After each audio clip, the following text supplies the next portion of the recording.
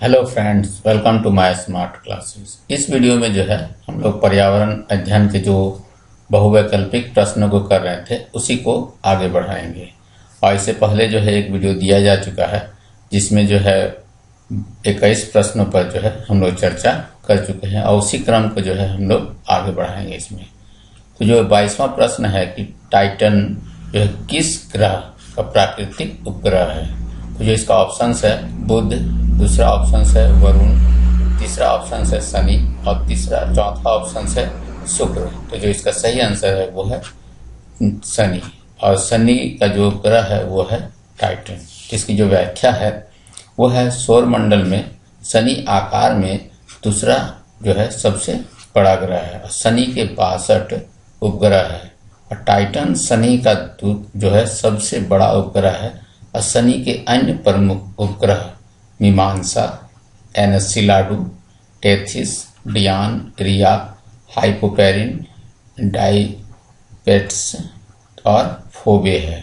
बुध और शुक्र जो है ग्रहों के कोई उपग्रह जो है नहीं है। और वरुण जो है कि जो इसके 13 उपग्रह हैं। इनमें जो है ट्रिट्रॉन और मैरिड प्रमुख है। देखिए, नाम से कंफ्यूज नहीं कीजिएगा। ट्रिट्रॉन जो है ये वरुण या फिर नेपच्यून का उपग्रह है और टाइटन जो है ये शनि का जो है प्राकृतिक उपग्रह है। इसके बाद अगला प्रश्न है कि निम्नलिखित में से कौन सा बायो डीजल की जो है फसल है। तो पहला ऑप्शन है जट्रोफा, दूसरा ऑप्शन है कपास, तीसरा है गन्ना, चौथा है आलू। तो इसका जो सही आंसर है वो है जट्रोफा। इसका व्याख्या है कि जट्रोफा जो है बायोडीजल की फसल है। यह भारत, अफ्रीका, उत्तरी अमेरिका, कैरिबियन जैसे ट्रॉपिकल क्षेत्रों में उत्पन्न होते हैं और यह एक बड़ा पादप है जो झाड़ियों के रूप में अर्धशुष्क क्षेत्रों में उगता है। इस पादप से प्राप्त होने वाले बीजों से 25 से 30 तक जो प्रतिशत जो है तेल निकाला जा सकता है और इस तेल से जो है कार आदि चलाए जा सकते हैं। इसलिए इसे बायोडीजल पौधा भी कहा जाता है तथा जो अवशेष बचता है उससे बिजली पैदा की जा सकती है। जट्रोफा अनावृष्टि रोधी सदाबहार झाड़ी है। यह कठिन परिस्थितियों को भी झेलने में सक्षम है। इसके बाद अगला प्रश्न है कि पर्यावरण संरक्षण अधिनियम किस वर्ष पारित हुआ था। तो जो इसका ऑप्शन है, पहला ऑप्शन है 1986, दूसरा है 1982, तीसरा है 1992 और चौथा है 1996। तो जो इसका सही आंसर है वो है 1986 में जो है पर्यावरण संरक्षण अधिनियम जो है पारित हुआ था। इसका व्याख्या है कि संयुक्त राष्ट्र का प्रथम मानव पर्यावरण सम्मेलन 5 जून 1972 में जो है स्टॉकहोम में हुआ था। ये जगह भी बहुत महत्वपूर्ण है, में संपन्न हुआ। इसी से प्रभावित होकर भारत ने पर्यावरण के संरक्षण के लिए पर्यावरण संरक्षण अधिनियम 1986 जो है पास किया। यह एक विशाल अधिनियम है जो पर्यावरण के समस्त विषयों का ध्यान में रखकर बनाया गया है। इस अधिनियम का जो है मुख्य उद्देश्य वातावरण में घातक रसायनों की अधिकता को नियंत्रण करना, पारिस्थितिकी तंत्र को प्रदूषण मुक्त रखना तथा प्रयत्न करना। इस अधिनियम में जो है 26 धाराएं हैं जिन्हें 4 अध्यायों में बांटा गया है। यह कानून पूरे देश में 19 नवंबर 1986 को जो है लागू किया गया था। डेट सहित याद रखिए, ज़्यादा अच्छा रहेगा। अगर प्रश्न जो है हेर फेर होता है तो ये बहुत काम देगा। इसके बाद है अगला प्रश्न है कि भूमंडलीय तापन का कारण है, यानी कि जो ग्रीन हाउस इफेक्ट से जो टेम्परेचर बढ़ रहा है उसका कौन सा कारण है। तो जो इसका ऑप्शन है, पहला ऑप्शन है कार्बन डाइऑक्साइड में वृद्धि, दूसरा है हिमनदों में वृद्धि, तीसरा है कार्बन डाइऑक्साइड में कमी और चौथा है वनों में वृद्धि। तो जो इसका सही आंसर है वो है कार्बन डाइऑक्साइड में जो है वृद्धि के कारण ही जो है भूमंडलीय तापमान का जो है वृद्धि हो रहा है। भूमंडलीय तापन या फिर ग्लोबल वार्मिंग का मुख्य कारण जो है कार्बन डाइऑक्साइड की मात्रा में वृद्धि है। धरती पर विनाशक गैसों के बढ़ने की मुख्य वजह जीवाश्म ईंधन जैसे कोयला, तेल का अत्यधिक इस्तेमाल है और जंगलों की कटाई है। धरती पर घटती हुई पेड़ों की संख्या की वजह से जो है कार्बन डाइऑक्साइड का स्तर बढ़ता जा रहा है और इससे जो है भूमंडलीय तापन में वृद्धि होती है। बढ़ते तापमान की वजह से जो है समुद्र जल का स्तर बढ़ रहा है, बाढ़ आ रहा है, तूफान, खाद्य पदार्थों में कमी, तमाम तरह की बीमारियां का भी जो है खतरा बढ़ता जा रहा है।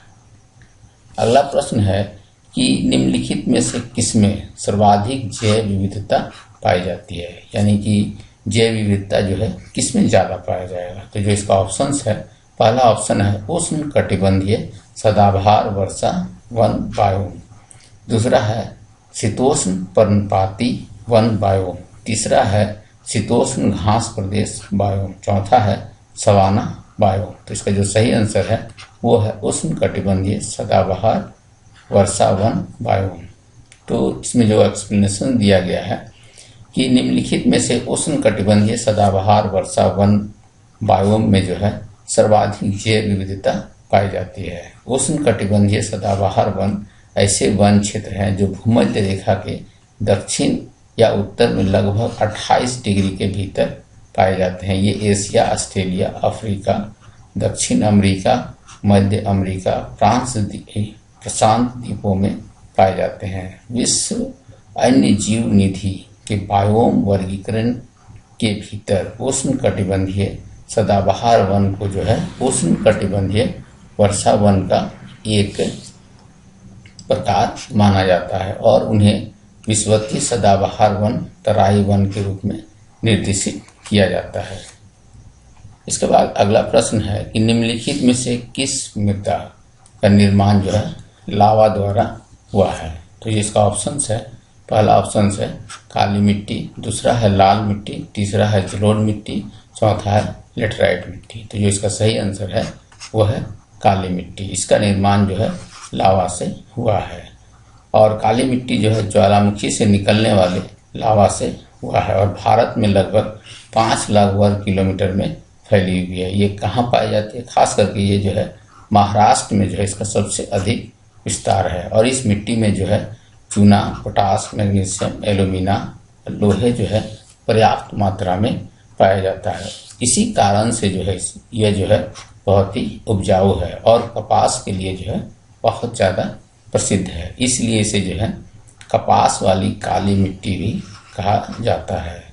इस मिट्टी में जो है नमी को रोके रखने की प्रचुर शक्ति है, इसलिए वर्षा कम होने पर भी सिंचाई की आवश्यकता नहीं होती है। इसमें जो है ये तो याद रखिएगा ही कि जो है कपास के लिए ये बहुत ही जो है महत्वपूर्ण मिट्टी है। साथ ही साथ जो है इसमें क्या क्या पाया जाता है, जैसे चूना, पोटास, मैग्नीशियम, एल्यूमिना, लोहा, ये तत्व भी जो है इसमें पाए जाते हैं।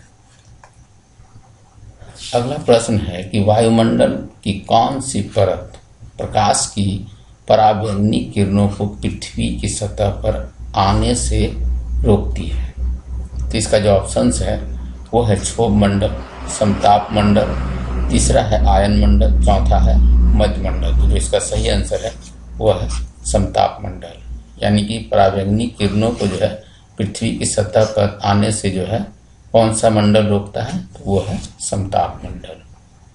इसका व्याख्या है कि समताप मंडल जो है प्रकाश की पराबैंगनी किरणों को पृथ्वी की सतह पर आने से रोकती है और इसी मंडल में जो है ओजोन मंडल के नाम से भी जाना जाता है। यह परत सूर्य की उच्च आवृत्ति पराबैंगनी प्रकाश की 93.99% मात्रा अवशोषित कर लेती है, जो पृथ्वी पर जीवन के लिए हानिकारक है।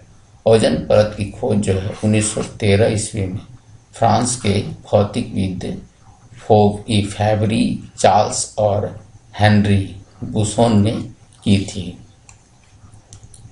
अगला प्रश्न है कि गंगा एक्शन प्लान को लाने का उद्देश्य निम्नलिखित में से किस सुधार हेतु है। तो इसका ऑप्शंस है जल का वेग, दूसरा ऑप्शन है जल की गुणवत्ता, तीसरा ऑप्शन है जल की प्रचुरता, चौथा ऑप्शन है जल के तापमान। तो तो इसका जो सही आंसर है वो है जल की गुणवत्ता में जो है सुधार लाना। यही जो है गंगा एक्शन प्लान का जो है उद्देश्य है। और इसका मुख्य उद्देश्य है जल की गुणवत्ता में सुधार करना, नदी में प्रदूषण भार को कम करने के लिए 1985 में श्री राजीव गांधी के द्वारा जो है गंगा कार्य योजना का शुभारंभ किया गया था। यह कार्यक्रम जो है खूब धूमधाम से शुरू हुआ था, लेकिन 15 वर्ष की अवधि में जो है 901.71 करोड़ रुपये व्यय करने के बाद भी जो है नदी जो है प्रदूषण का स्तर कम नहीं हो पाया है। यानी कि पूरी तरह से जो है ये अपने उद्देश्य में सफल नहीं हो पाई है। इसके बाद अगला प्रश्न है कि निम्नलिखित में से कौन सा वृक्ष जैविक कीटनाशक का उत्पादक है। तो जिसका ऑप्शन है, पहला ऑप्शन है देवदार, दूसरा ऑप्शन है नीम, तीसरा है चीड़, चौथा है ओक। तो इसका जो सही आंसर है वो है नीम। ये जो है जैविक कीटनाशक उत्पादक है। और नीम का वृक्ष जो है जैविक कीटनाशक उत्पादक है। नीम जो है भारतीय मूल का एक पूर्ण पतझड़ वृक्ष है। इसका वानस्पतिक नाम जो है एजरेक्टा इंडिका है। और नीम की पत्तियां चबाने से रक्त शोधन होता है और त्वचा विकार रहित और कांतिवान होती है। इसके अतिरिक्त नीम की छाल का लेप सभी प्रकार के चर्म रोगों और घावों के निवारण में सहायक है। अब अगला प्रश्न है कि प्लेग है, यानी कि प्लेग जो रोग है वो किस तरह का रोग है। पहला ऑप्शन है कवक जनित बीमारी है, दूसरा है विषाणु जनित बीमारी है, तीसरा है जीवाणु जनित बीमारी है, चौथा है खनिज जनित बीमारी है। इसका जो सही आंसर है वह है तीसरा, जीवाणु जनित बीमारी है। प्लेग कैसा बीमारी है? जीवाणु जनित। प्लेग एक जो है जीवाणु जनित बीमारी है। यह एक संक्रमण रोग है जो प्लास्टुरिला पेस्टिस नामक जीवाणु के कारण फैलता है। इससे मानव का फेफड़ा यानी कि लंग्स जो है प्रभावित होता है। चूहा प्लेग रोग का वाहक है। इसका एक अन्य नाम ब्लैक डेथ टाउन पेस्ट भी है। आदमी को यह रोग प्रत्यक्ष संसर्ग या पिप्सू दंश से लगता है। यह तीव्र गति से बढ़ता है। यह कभी कभी निमोनिया का रूप धारण करता है। अगला प्रश्न है कि गैसीय अपशिष्ट है, यानी कि जो अपशिष्ट है उसमें से गैसीय अपशिष्ट कौन कौन से हैं। तो पहला ऑप्शन है घरों की नलियों का गंदा पानी, दूसरा है सब्जी एवं फलों के छिलके, तीसरा है खेत खलिहानों से निकलने वाला कचरा, चौथा है लकड़ी कोयला से जलने वाला धुआं। तो जो इसका सही आंसर है वो है लकड़ी कोयला से जलने वाला धुआं जो है गैसीय अपशिष्ट है। गैसीय वेस्ट जो है वे पदार्थ हैं जो किसी अन्य पदार्थ के अपशिष्ट या फिर शेष होते हैं तथा गैसीय रूप होते हैं। इससे पर्यावरण में प्रदूषण होता है जो मुख्यतः वायु प्रदूषण के जो है कारण बनता है। गैसीय अपशिष्ट निम्नलिखित है, जैसे लकड़ी की कोयला, जलाने वाला धुआं, औद्योगिक क्षेत्रों की चिमनियों से निकलने वाला धुआं, जंगलों में लगने वाले आग से निकलने वाला धुआं, ये सब जो है गैसीय अपशिष्ट है। अगला प्रश्न है कि निम्नलिखित में से कौन से पौधे दूर दूर प्रसारित होंगे। तो जिसका ऑप्शन है, पहला ऑप्शन है बीज द्वारा परिकीर्णित पौधे, दूसरा है बीजाणु द्वारा प्रकीर्णित पौधे, तीसरा है फल द्वारा प्रकीर्णित पौधे, चौथा है कायिक जनन द्वारा वितरित। तो जो इसका सही आंसर है वो है चौथा, कायिक जनन द्वारा वितरित। इसका जो व्याख्या है कि कायिक जनन द्वारा जो है वितरित पौधे दूर दूर प्रसारित होते हैं। कायिक जनन एक अलैंगिक जनन क्रिया है। यह एक क्लोनिंग प्रक्रिया है। इसका अगला प्रश्न है कि जब एक जीव लाभ लेता है बगैर दूसरे सहवासी जीव को प्रभावित किए तो क्या कहलाता है। तो जो इसका ऑप्शन है वो है, पहला ऑप्शन है सहभोजी, दूसरा है परजीवी, तीसरा है मृतजीवी, और चौथा है सहजीवी। तो जो इसका सही आंसर होगा वो सहभोजी है, जो कि एक जीव का जो है लाभ लेता है बगैर दूसरे सहवासी जीव को प्रभावित किए हुए। इसका जो व्याख्या है उसके अनुसार जो है सहभागिता या सहभोजी यह दो विभिन्न जीव जातियों के बीच एक ऐसी अंतःक्रिया होती है जिसमें एक जंतु को तो इस संबंध से लाभ होता है किंतु दूसरे जंतु को जो है कोई हानि नहीं होती है। जैसे गैस्ट्रोपोड कवच में केकड़ा रहता है और कवच के ऊपर समुद्री एनीमोन चिपकी रहती है। इस प्रकार शार्क से पेट्रोमाइजोन चिपकी रहती है, व्हेलों से समुद्री पर्निकल चिपके रहते हैं। ये सब जो है उदाहरण को भी ध्यान में जरूर रखिएगा। इसके बाद अगला प्रश्न है कि जब मोर सांप को खाता है, सांप कीड़े को खाता है और कीड़े हरे पौधे को खाते हैं तो मोर का पोषण तल क्या होगा? तो जो इसका ऑप्शंस है, पहला ऑप्शन है अंतिम अपघटक, दूसरा ऑप्शन है प्राथमिक उपभोक्ता, तीसरा है प्राथमिक अपघटक, चौथा है खाद्य पिरामिड के शीर्ष। तो इसका जो सही आंसर है वो है खाद्य पिरामिड के शीर्ष। इसका जो व्याख्या है हरे पौधे को जो है कीड़े को सांप और उसको जो है मोर खाता है। ठीक, तो उत्पादक मोर खाद्य श्रृंखला में पिरामिड में शीर्ष स्थान पर होगा। अगला प्रश्न है कि निम्न में से कौन सा कायांतरित सेल का उदाहरण है? तो जो इसका ऑप्शंस है, पहला ऑप्शन है ग्रेनाइट, दूसरा ऑप्शन है बलुआ पत्थर, चौथा है संगमरमर, तीसरा है संगमरमर, चौथा है चूना पत्थर। तो जो इसका सही आंसर है वो है संगमरमर। संगमरमर जो है एक कायांतरित सेल है।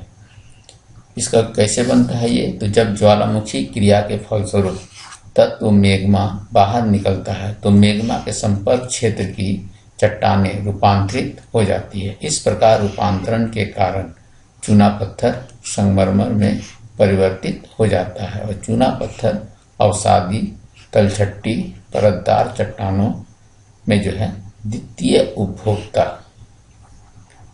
ये वाला जो है कहीं और से जो है इसमें आ गया है, इसको मत कीजिए।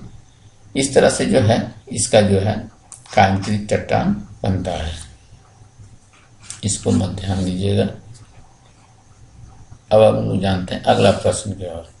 तो अगला प्रश्न है कि महासागरों में निम्न में से कौन सा लवण सर्वाधिक मात्रा में पाया जाता है?